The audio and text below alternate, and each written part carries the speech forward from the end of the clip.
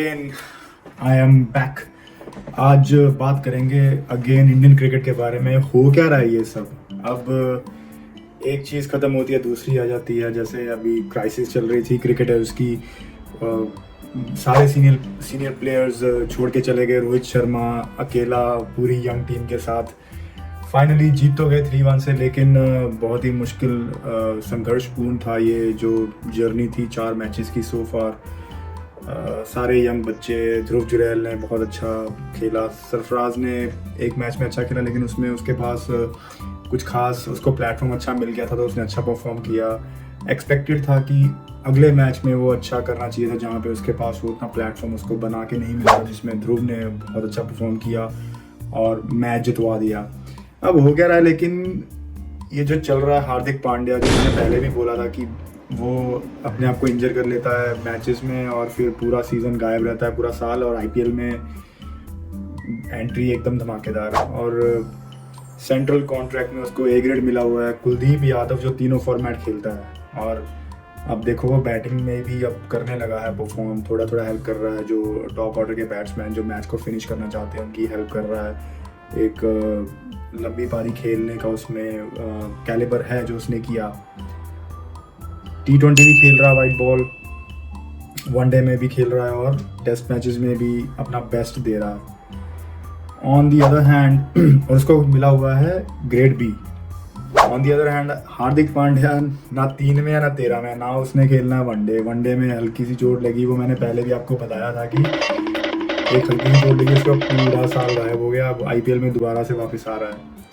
उसको grade A मिला हुआ है। इतना स्पेशल किड क्यों बना हुआ है? ना वो लोकल रणजी खेलता है ना कोई और लोकल जो टूर्नामेंट्स होते हैं, कुछ भी नहीं खेलता वो। उसने सब कुछ छोड़ दिया है। बस उसे फैशन स्टेटमेंट्स करवा लो, इधर उधर की बातें करवा लो। अभी कल परसों उसने इंटरव्यू में बोला है कि सेंचुरी वेंचुरी हु केयर्स, मुझे फ़र्क नहीं पड़ता सेंचुरीज और रन्स बनाने से, मुझे सिर्फ खेलने से मतलब है। खेलना भी क्या, सिर्फ आईपीएल में खेलना होता है। मैं उसके स्टैट्स पढ़ रहा था। एक्चुअली 2016 में वो जब ऑस्ट्रेलिया आया था, मैं गया था वो मैच देखने। T20 मैच था जिसमें इंडिया जीत गया था। पांड्या ने उसमें बॉलिंग कराई थी, देखिए तब ऐसा दिखता था वो। मैं कहा ये कौन है, बट उसने अच्छा खेला काफ़ी बाद में, और मतलब उसमें वो दिखा पोटेंशियल कि वो he can be a big player. लेकिन अभी जो चल रहा है मुझे उसमें वो स्पार्क ही नहीं दिख रहा। सिर्फ ठीक है, you get lot of money in IPL, बस एक वहीं तक लिमिटेड होकर रह गया। लेकिन कॉन्ट्रैक्ट उसको मिला हुआ है ग्रेड ए का। अभी उन्होंने ईशान किशन और अय्यर को भी बीसीसीआई ने बोला है कि भाई खेलो डोमेस्टिक में, और जाके वहाँ पे खेल रहा है। आई थिंक अय्यर तो खेल रहा है, मैंने देखा जहाँ तक वो स्ट्रगल कर रहा है, लेकिन एटलीस्ट खेलने जा रहा है, उनको बोला। लेकिन भाई और उनको सेंट्रल कॉन्ट्रैक्ट से भी हटा दिया है, वही कंडीशन। कम से कम एक बार बता तो देते कि हम नहीं रहना चाहते यार। इस बार तो आपने कुछ कहा भी नहीं। आपको हम कुछ कहते हैं? आप बताइए, हम आपको कुछ कहे हैं?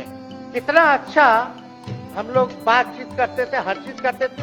लेकिन अब चलिए ठीक है, अच्छे पल को तो हम जिंदगी भर याद करेंगे, सुजो को रखेंगे, उसमें हमारे मन में कोई खोट नहीं है। खेलना पड़ेगा भाई। हार्दिक पांड्या का इतना प्यार क्या है, चक्कर क्या है बाबू भैया। तो मैं उसके स्टैट्स देख रहा था अभी रिसेंटली। क्या है कि हार्दिक पांड्या ने ना ऑलमोस्ट जो 89% मैचेस खेले हैं अपने डेब्यू के, बट उसने इंडिया के लिए कितना खेला अपनी, मतलब 89% वो है जो उसने फ्रेंचाइजी के लिए अपनी खेले हैं आईपीएल में मैचेस। लेकिन इंडिया के लिए क्या खेला? India played 160 plus T20 matches since Hardik Pandya debut, but he played only 92. He missed 43% matches due to injury and other reasons. India played 160 one-day international since his debut, and he played only 86. He missed 45% matches due to injury and other reasons. Injury and other reasons, तो समझ ही गए होंगे। Since his debut, he played only 17% test matches. क्या था वो, कौन धूप में खड़ा हो, कौन इतनी मेहनत करे यार। पैसे तो उससे 4-5 गुना ज़्यादा आईपीएल में मिल जाते हैं उसको। तो वही है, एग्जाम्पल सेट गलत कर रहा है वो आने वाले जो नए प्लेयर्स हैं। और इनफैक्ट ईशान किशन को तो उसने अपने उसमें इन्फ्लुएंस में लेके फुल उसको तैयारी करवा रहा है। तो ये अच्छा साइन यार। ओनली 17% मैचेस, ग्रेड ए मिल गया, कोई फॉर्मेट नहीं खेलता।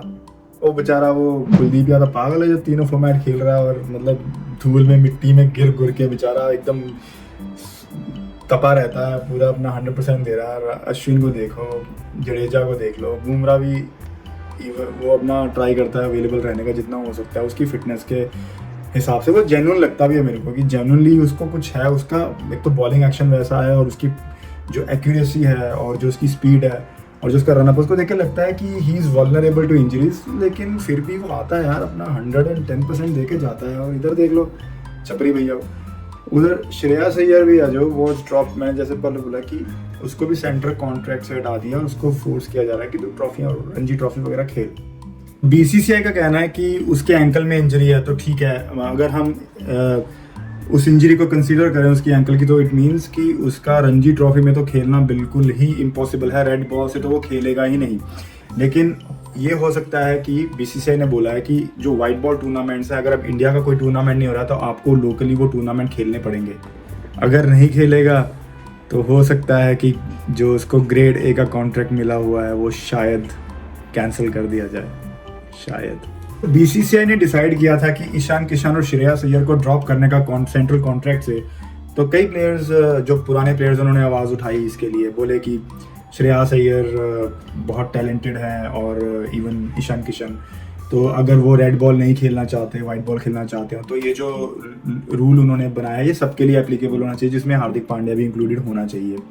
बात तो सही है, अगर ईशान किशन और श्रेयस अय्यर को ड्रॉप किया है तो हार्दिक कौन सा खेल रहा है रेड बॉल से, वो भी तो वाइट में खेला, इनफैक्ट वाइट में भी नहीं खेल रहा वो, बल्कि सिर्फ आईपीएल ही खेल रहा है। तो वो कह रहे हैं कि सबका बनता है भाई, अगर ड्रॉप करना है सबको करो, सबको इक्वली ट्रीट करो, तो सही बात है। बीसीसीआई ने यह भी क्लियर कर दिया है कि अगर कोई टूर्नामेंट नहीं चल रहा, आपको अपने लोकल स्टेट का जो मैनेजमेंट है उसको रिपोर्ट करना पड़ेगा, अपनी अवेलेबिलिटी बतानी पड़ेगी, और अगर कोई लोकल टूर्नामेंट जैसे विजय हजारे वगैरह चल रहा है तो आपको उसमें खेलना पड़ेगा। और उसके पीछे भी रीज़न है कि एकदम से श्रेयस अय्यर, वैसे तो उसने अपने आप को घोषित कर दिया कि वो इंजर्ड है, वो नहीं खेल सकता, लेकिन वो आईपीएल के उसमें पहुंच गया, जो ट्रेनिंग कैंप होता है बंगाल की जो टीम है उसका ट्रेनिंग कैंप में पहुंच गए भाई साहब। तो अभी बीसीसीआई ने ये भी बोला है कि अगर कहीं कुछ और नहीं चल रहा है तो आपको रिपोर्ट करना पड़ेगा और अपनी अवेलेबिलिटी अपनी स्टेट टीम को बतानी पड़ेगी। ऑल्दो श्रेयस और ईशान किशन जो थे वो तीनों फॉर्मेट में अवेलेबल थे कुछ महीने पहले, लेकिन जो उन्होंने रणजी ट्रॉफी में जो किया है ना, उसकी वजह से जो बीसीसीआई है और उनके जो हेड हैं जय शाह, उनको वहाँ से ज़्यादा तकलीफ हुई है, अदरवाइज तो सब ठीक था। तो बीच में छोड़ के क्या कैंप्स आईपीएल के खेल रहे हो यार, इनको भी प्रायोरिटी दो, यहीं से तुम निकले हो। और वही है कि मैसेज गलत जा रहा है बाकी प्लेयर्स के लिए भी ना, कि एक बार तुम्हें वो मिल गया जो अपॉर्चुनिटी है, उसके बाद तुम उसको उतना वैल्यू नहीं दे रहे हो, तो बैलेंस बना के चलना पड़ता है। तो बीसीसीआई मेरे ख्याल से यहीं से ज़्यादा उनको प्रॉब्लम स्टार्ट हुई है कि तुम बीच में टूर्नामेंट छोड़ के अपनी अपनी फ्रेंचाइजियों की प्रीमियर लीग के ट्रेनिंग कैंप ज्वाइन कर रहे हो। आपको क्या लगता है इसके बारे में कि किस दिशा में जा रहे हैं ये प्लेयर्स? क्या आपको लगता है कि उनको भी ज़्यादा से ज़्यादा डोमेस्टिक क्रिकेट में भी कंट्रीब्यूशन देना चाहिए? इंटरनेशनल में तो चलो कंट्री के लिए तो ऑब्वियसली उनको सर्विस देनी ही है, लेकिन क्या डोमेस्टिक में भी उनकी उतनी ही इंपॉर्टेंस है? मेरे ख्याल से है, उनको खेलना चाहिए। इससे क्या है कि बाकी प्लेयर्स को भी बूस्ट मिलता है, उनका मोराल अप होता है कि हमारे साथ श्रेयस अय्यर या ईशान किशन जैसे बड़े प्लेयर खेल रहे हैं। तो आई होप कि यहाँ से शायद चीज़ें चेंज होनी शुरू हों, बट मेरे को तो लगता है कि एक बार हार्दिक पांड्या को भी थोड़ा सा इनको एक नज देना चाहिए, ताकि उसको भी लगे कि हाँ भाई टेकन फॉर ग्रांटेड ना ले, वो अपनी जो भी उसकी लाइफ में चल रहा है क्रिकेट को लेके, थोड़ा सा डोमेस्टिक में भी ध्यान दे और कंट्री के लिए भी खेलना स्टार्ट करे।